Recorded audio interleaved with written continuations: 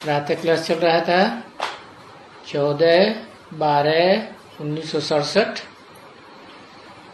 गुरुवार को छठी पेज के लगभग मध्य में बात चल रही थी। अपन को याद करते रहो तो तुम्हारा ये जो जंक है निकल जाएगा, तुम सतो प्रधान बन जाएंगे। तो मूल बात तो यही है ना। तो इस मूल बात को कब नहीं भूलना है, और इस मूल बात को ही माया भुलाई देती है।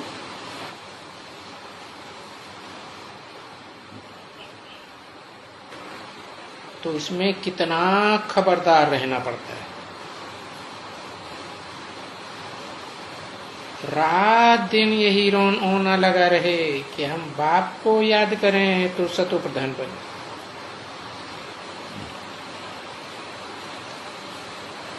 ये बात समझ तो सकते हैं ना, सब कोई समझ सकते हैं। हर एक बोलते हैं बाबा हम 1.5 घंटा याद कर सकते हैं। बाबा याद 1 घंटा कर सकते हैं। तो बाप कहते हैं नहीं, याद ऐसी होनी चाहिए जो दूसरा कुछ भी याद न पड़े पिछाड़ी।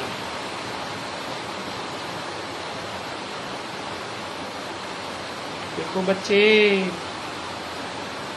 अब तुम कितना पुरुषार्थ कर रहे हैं, और मूल बात यही समझाने की है। कोई को भी समझाना है तो बाप का परिचय दियो,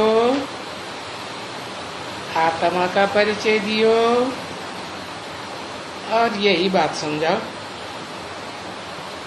कि अपन को आत्मा समझ बाप को जितना याद करेंगे तो पिछाड़ी में बाप ही याद आएगा। तो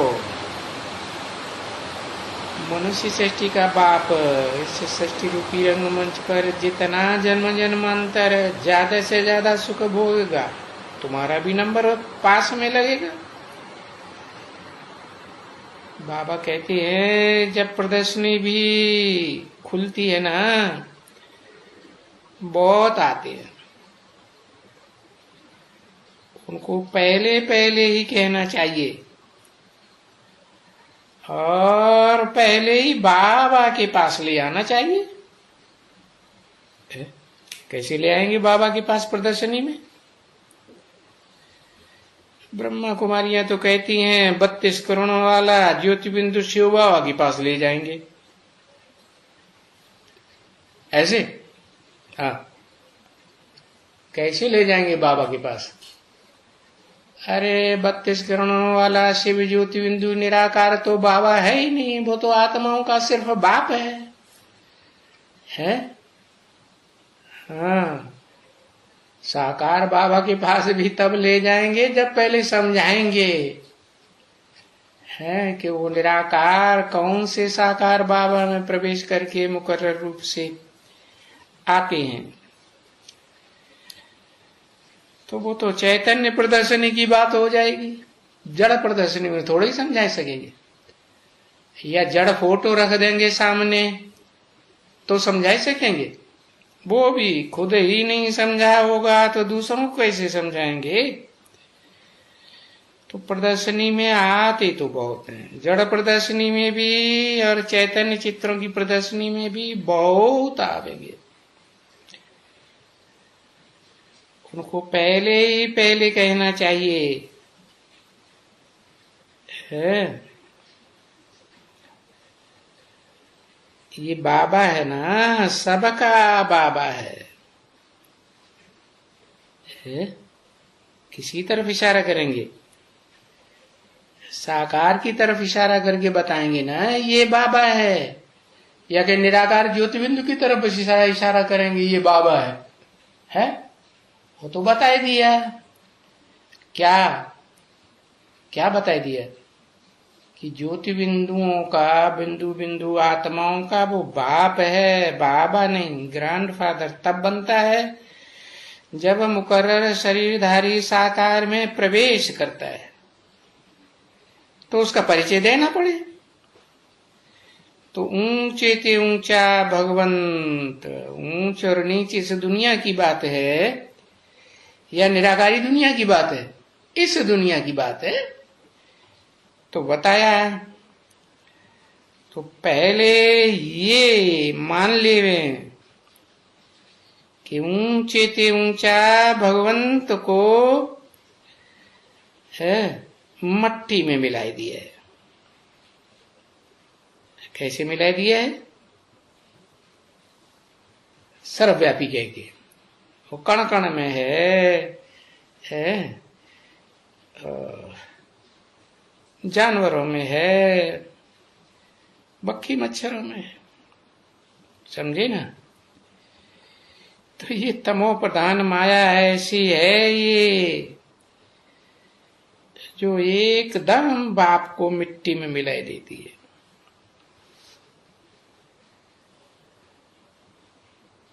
तो उनको जाके कहना, देखो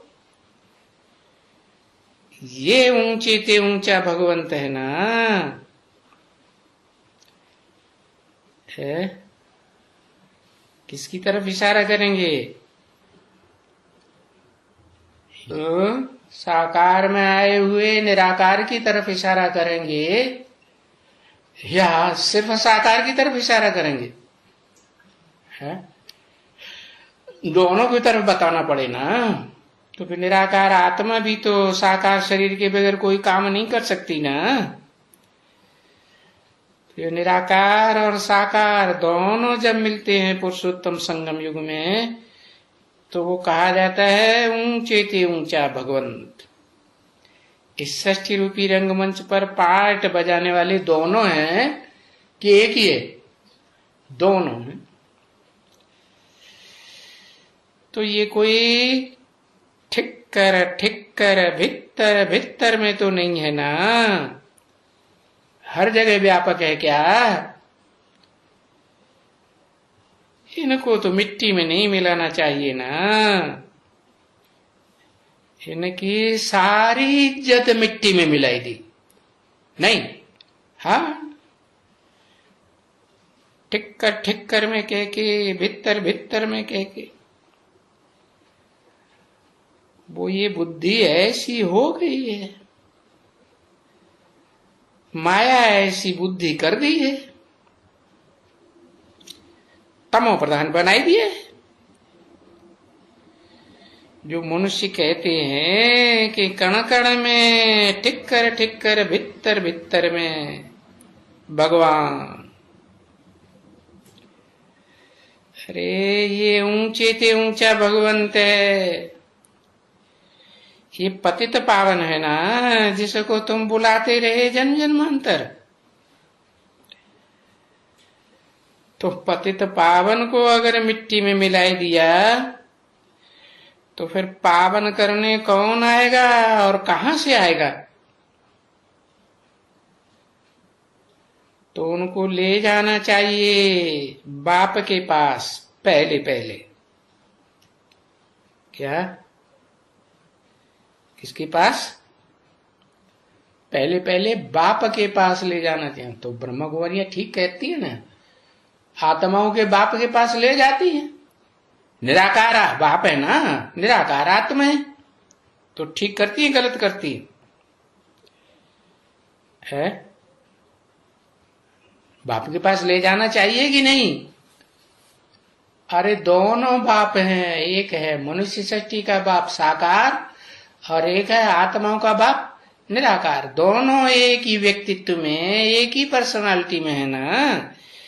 तो ये चित्र है, साकार का है या निराकार का चित्र बनता है? निराकार तो विचित्र है, उसका तो चित्र बन ही नहीं सकता। तो ये चित्र है शिव बाबा का, उनको ही पहले समझाना चाहिए है। मना ऐसे नहीं निराकार के ऊपर ले जाना चाहिए और कहने ये है 32 गुणों वाला निराकार। अरे निराकार तो निर्गुण है। जब निर्गुण है उसमें कोई गुण अवगुण की बात ही नहीं होती, तो फिर है 32 गुण कहां से आ जाएंगे। वो निराकार जब साकार में प्रवेश करे तो हर प्रकार के गुण आएंगे देखने में। तो उनको पहले समझाना चाहिए, पहले इनको पहचानो। किनको है? इनको माने किनको? निराकार और साकार दोनों को पहचानो। ये सभी आत्माओं के बाप है ना। सभी आत्माओं का भी बाप है।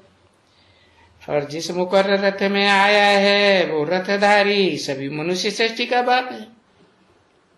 अच्छा, और पतित पावन तो भी वही है ना, है दोनों को इकट्ठा कर दिया, पतित भी और पावन भी बना। जो साकार है वो पतित है आखिरी जन्म में, और जो निराकार है वो जन्म मरण के चक्कर से न्यारा है तो सदा पावन है।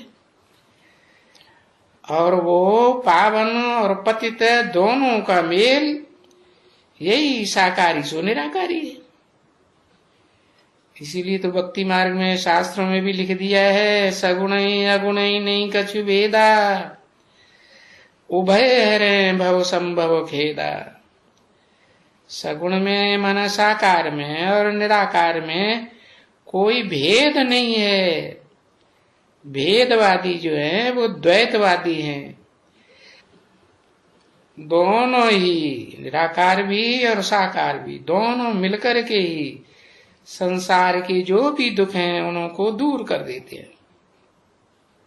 तो इनको पहचानो। अच्छा,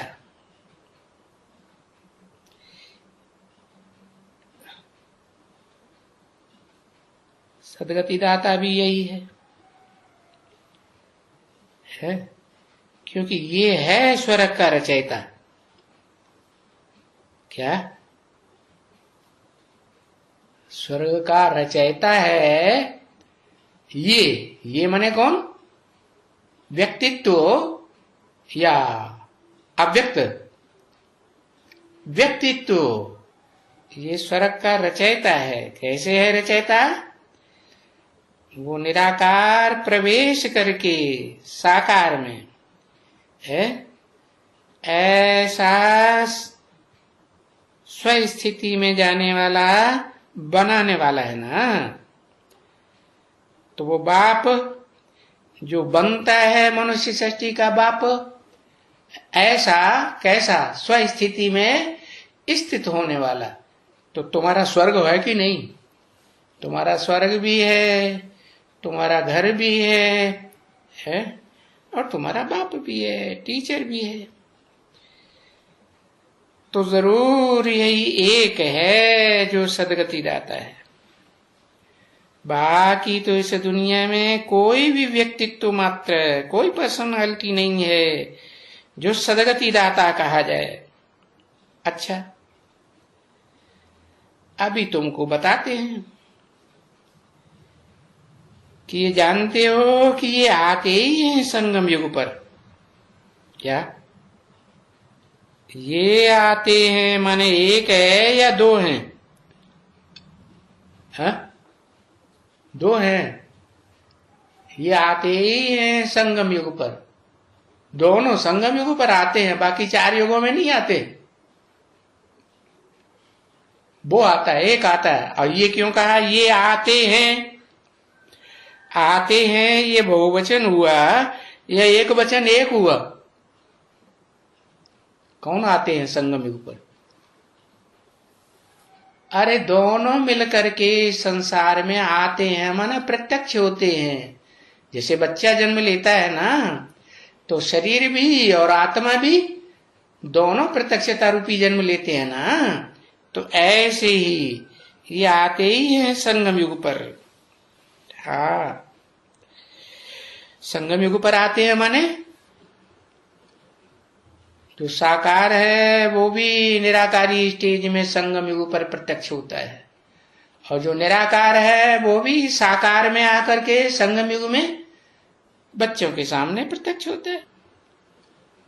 अभी ये संगम युग पर ये हमको पढ़ाई रहे, ये पढ़ाई रहा है नहीं, पढ़ाई रहे हैं, माने एक या दो है, साकार और निराकार दोनों ही आत्माएं मिल करके एक हो करके विष्णु रूप बनते हैं कि नहीं है। एक स्त्री रूप में प्रकृति और एक पुरुष रूप में पुरुष, तो पुरुष और प्रकृति दोनों का मेल हुआ तो पुरुष और स्त्री मिल जाते हैं, एक संस्कार वाले हो जाते हैं, तो उनको क्या कहा जाता है? विष्णु नो विषय टाल या विषैला, विष्णु कहा जाता है। इस समय में ये बाबा है, इस समय माने किस समय में? इस पुरुषोत्तम संगम युग में ये बाबा, क्योंकि ज्ञान सागर भी तो यही है। कौन? ज्ञान सूर्य ज्ञान सागर है या बाबा ज्ञान सागर है? क्या कहेंगे? ज्ञान का सागर बाबा कहेंगे, और ज्ञान का सूर्य निराकार शिव ज्योति बिंदु, वो ज्ञान का सूर्य है असली, परंतु आप समान बनाने आते हैं। तो जिस मुकर्रर रथ में प्रवेश करके उसे आप समान बनाते हैं, तो शास्त्रों में भी नाम दिया है विवस्वत। विवस्वत माने सूर्य। क्या मैं आता हूं तो पहले किसको ज्ञान देता हूं? सूर्य को ज्ञान देता हूं, जो इस सृष्टि रूपी रंगमंच पर चारों युगों में ज्ञान का प्रकाश देता रहता है कि नहीं? हाँ, सत्युग में ज्ञान का प्रकाश देता है। अरे सबसे जास्ती आत्म की स्थिति में स्थित होता है कि नहीं? तो आत्मा का प्रकाश नहीं है। हाँ, तो कोई सन्यासी वन्यासी तो सिखलाए नहीं सकते हैं, है? ये सब बातें पहले पहले बाबा के आगे वर्णन करनी चाहिए कि बस यही पतित पावन है ना बाबा के आगे। हाँ, बाबा के आगे का मतलब है जड़ चित्रों में जड़ चित्र साकार के पास ले जाना चाहिए, और चैतन्य चित्र के सामने ले जाएं बाबा के पास, तो उसे सामने करके बताना चाहिए कि यही है। क्या क्या है? पतितों को पावन बनाने वाला पतित पावन है ना। दूसरा तो कोई पतित पावन हो ही नहीं सकते इस सारे संसार में। कोई दूसरा व्यक्तित्व तो हो सकता है क्या? जन्म जन्मांतर में भी कभी हुआ नहीं। तो उस एक पर ही बाप का परिचय पहले लेना पड़ता है। पहले खुद परिचय लेंगे तब तो दूसरों को बतावेंगे, कि पहले दूसरों को बताना शुरू कर देंगे है तो उनकी बुद्धि में बैठेगा ही नहीं। क्योंकि जबकि ये पतित पावन है तो किसको पावन करेंगे? है? किसको पावन करेंगे? पहले अपनी आत्मा को पावन करेंगे, है कि पहले दूसरों को पावन करना शुरू कर देंगे? पहले तो अपनी आत्मा को पावन करना है। शरीर तो पावन बनता नहीं है? नहीं बनता है। बाप कहते हैं मैं आता हूं तो जिस तन में आता हूं उस तन को भी और आत्मा को भी दोनों को पावन बनाता हूं। या दोनों पतित रहते हैं, या एक पतित बनता है एक पावन रहता है? नहीं, दोनों ही पावन बनते हैं। तो शास्त्रों में गाया जाता है हिरण्यगर्भ है। क्या? सोने का गर्भ। गर्भ माने क्या पैदा होता है? सोने जैसी स्वर्ग के संसार तैयार हो जाता है। कहेंगे ना आत्मा के साथ रहेंगे, शरीर भी सोना बन जाता है। नहीं, कंचन काया बनेगा या नहीं बनेगा? बनेगा, नंबरवार बनेगा। 14/12/1967 की प्रातः क्लास का 7वां पेज। जब आत्मा प्योर हो जाएगी तो बाबा ने समझाया है कि बच्चे, आत्मा पवित्र है तो फिर क्या रिजल्ट आवेगा? है कुछ रिजल्ट आवेगा? अरे आत्मा पवित्र है तो चोला भी पवित्र है। आत्मा पतित है तो चोला भी पतित है? या तो योग बल से आत्मा पवित्र बने, नहीं तो फिर प्रकृति की जो तामसी प्रकृति की मार है उससे पवित्र बने है, या तो फिर धर्मराज के दंडों से पवित्र बने। आगे पीछे नंबरवार पतित आत्माओं को पावन तो बनना ही है, और सबको नंबरवार पावन चोला मिलेगा। तो फिर आत्मा को ही पावन करनी चाहिए। पहले पहले आत्मा बीज है और शरीर वृक्ष है। तो पहले पहले किसको है सुधारा जाता है, बीज को या वृक्ष को? अरे वृक्ष तो बाद में बनेगा, पहले तो बीज है ना। तो पावन बनाना चाहिए आत्मा रूपी बीज को। अभी ये है पतित पावन। पतितों को पावन बनाने वाला ये है। कौन है? ये है जिसमें साकार भी है निराकार भी है। क्या? व्यक्तित्व, पर्सनालिटी, जिसमें पतित और पावन दोनों का मेल है। तो ये है, और तो कोई भी नहीं हो सकता है? हो सकती है, कोई भी नहीं हो सकती है। क्या नहीं हो सकती? ये एक ही आत्मा है जो साकारी चोला में पतित से पावन भी बनती है। हाँ, अब ये पहले समझो कि हम जो बच्चे हैं उसको पावन बनाने वाला कौन है? और वो पावन है कहाँ?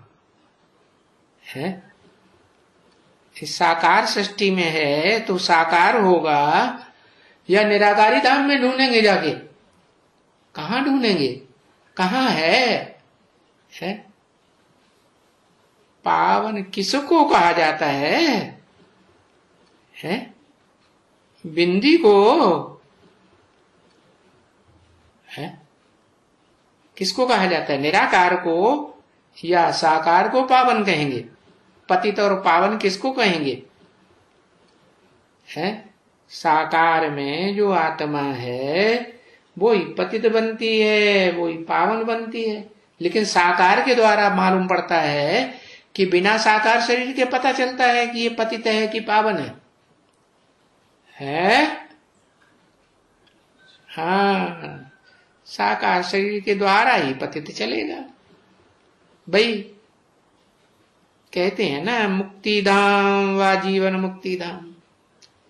मुक्ति धाम का मतलब ये है देह और देह के बंधनों से, देह के पदार्थों से मुक्ति। और जीवन मुक्ति माने? जीवन मुक्ति माने देह में भी रहें, देह के संबंधी भी रहें, देह के पदार्थ भी मिलें, और उनके साथ रहते हुए भी दुख दर्दों से मुक्ति बनी रहे।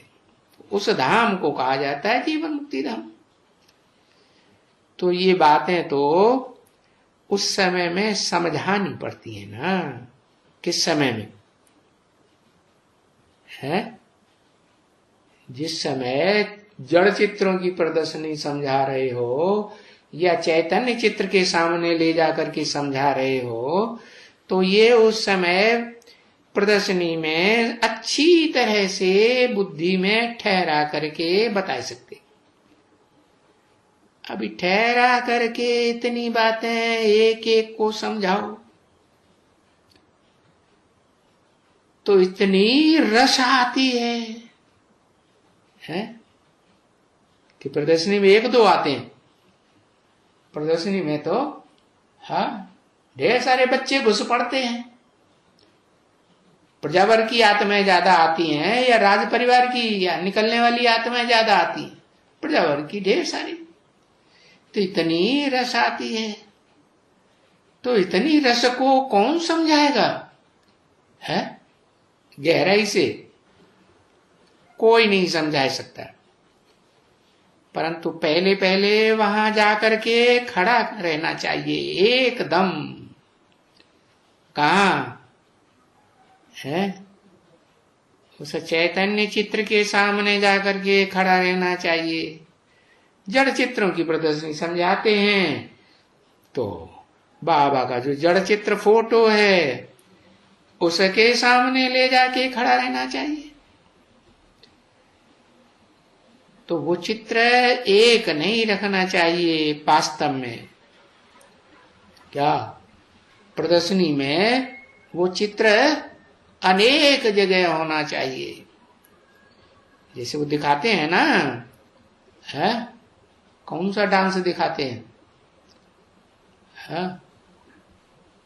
ओ सब गोपियों के पास कृष्ण, गोपियों के साथ कृष्ण भगवान को दिखाते हैं।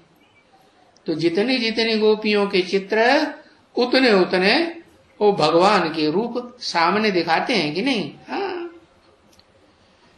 तो देखो वो चित्र सामने रखना चाहिए, एक चित्र नहीं, फिर 2-3 जगह में भी रख सकते हो। बाबा कहते हैं ना इंग्लिश में भी रखो तो हिंदी में भी रखो। क्या कहा है? इंग्लिश में चित्र और है हिंदी में चित्र कैसा होता है? अरे विदेशी बन के बाप आया हुआ है तो वो चित्र भी रखो कि विदेशी बना हुआ है तो चित्र कैसा है ना? हाँ। और देसी भी विदेशी बनकर के आया हुआ है तो ओरिजिनली विदेशी है कि विदेशी है? देशी है ना। तो फिर हिंदी में भी रखो। हिंदी माने भारतवासी। तो अभी बाप तो देखो बच्चों को कि इंग्लिश का तो आंदोलन है, अभी समझो। क्या तुम इंग्लिश में रखते हो चित्र और कोई आएंगे वो जो आजकल होते हैं ना, तो वो तो तुम्हारा तो तोड़ने में देरी नहीं करेंगे। क्या तुम विदेशी बाबा को कोट पैंट पहना करके रख दोगे तो वो तो साधु सन्यासी आएंगे, कहीं तुमने इसको भगवान बनाया हुआ है? ये कोई भगवान हो सकता है क्या? है? तो तुम्हारे चित्र भी तोड़ देंगे। आजकल तो ऐसा ही है दुनिया का हाल, समझे? तो कोई भी छोकरा बैठ करके उसको पत्थर मार करके है और तुम कर भी क्या सकते हो? पत्थर मार के रख देगा। बहुत बहुत करके वो पुलिस को पकड़ करके चलो। क्या जब प्रदर्शनी करते हो जड़ चित्रों की करो या चैतन्य चित्रों की करो तो पुलिस वालों का सहारा लेकर के उनके ऊपर जिम्मेवारी रख दो ताकि कोई हिंसा विंसा न कर पाए, तुम्हारे चित्रों को तोड़फोड़ न कर पाए। तो पुलिस को पकड़ के चलो।